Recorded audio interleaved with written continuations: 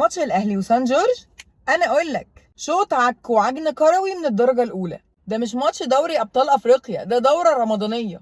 اول ربع ساعه الاهلي ضاغط وسان جورج ما بيعدوش نص الملعب، وبعدها سان جورج حاولوا ينظموا نفسهم شويه بس من غير فايده لحد الدقيقه 28.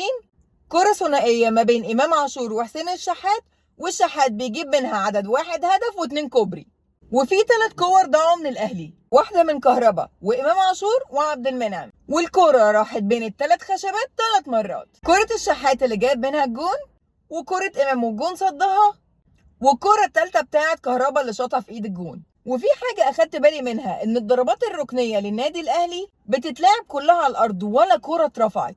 شكلها كده ان في تعليمات ان الكور الركنيه تبقى على الارض، بيجربوا حاجه جديده ولا ايه؟ وخلص الشوط العشوائي بسبب الفرقه العشوائيه اللي احنا بنلعبها 1-0 للاهلي.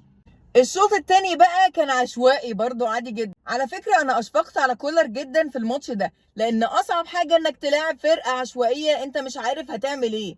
وكل اللي يتقال في الشوط التاني، كهربا ما كانش يومه خالص. الشناوي دي مش غلطة تغلطها يا برنس، لولا ان لاعب سان جورج ملوش فيها كانت دخلت جون. وحسين الشحات الله اكبر عليه كان نجم الماتش، وان امام عاشور اضافة حلوة للاهلي. والجون التاني جابه حسين الشحات في الدقيقة 57، والجون التالت بيجيبه عبد القادر في الدقيقة الرابعة من الوقت بدل الضايع. على فكرة عبد القادر لعب كويس، بس لازم يشتغل على نفسه شوية بدنيا. ويخلص الماتش بثلاثية نظيفة من ثلاثيات الأهلي، ومليون مبروك للأهلي. سلام.